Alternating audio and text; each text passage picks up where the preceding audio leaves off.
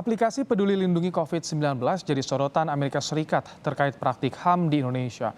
Laporan Kementerian Luar Negeri AS menyebut adanya kekhawatiran pengumpulan dan penggunaan data pribadi pengguna aplikasi.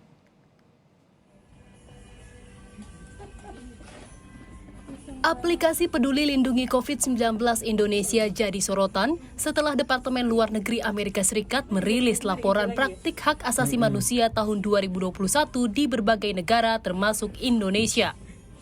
Dalam laman Kementerian Luar Negeri Amerika Serikat disebutkan bahwa aplikasi Peduli Lindungi jadi kekhawatiran lembaga non-pemerintah terkait pengumpulan dan penggunaan data pribadi pengguna aplikasi.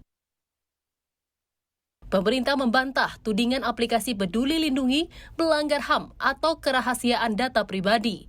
Kementerian Kesehatan menjamin sistem elektronik pada aplikasi Peduli Lindungi aman dan layak digunakan. Kementerian Kesehatan juga sudah melakukan berbagai penilaian baik itu dari aspek teknis maupun aspek legalitasnya. Jadi selain kita bekerja sama dengan Badan Cyber dan Sandi Negara ya untuk memastikan tadi keamanan dan tidak digunakan untuk kepentingan lain selain tentunya penggunaan untuk pengendalian pandemi, maka tentunya ada sistem pengamanan berlapis yang kita terapkan pada aplikasi Peduli Lindungi. Yaitu mulai dari pengamanan aplikasinya sendiri ya supaya tidak dihack, pengamanan pada infrastruktur termasuk bahwa pusat datanya ini ada pada pusat data nasional. Menko Polhukam Mahfud MD menegaskan, aplikasi Peduli Lindungi dibuat pemerintah untuk menangani pandemi COVID-19. Mahfud juga menyebut penanganan COVID-19 Indonesia peringkat 4 terbaik di dunia, jauh melampaui Amerika Serikat. Indonesia itu termasuk atau menjadi negara yang terbaik di Asia ya di dalam penanganan COVID, itu satu.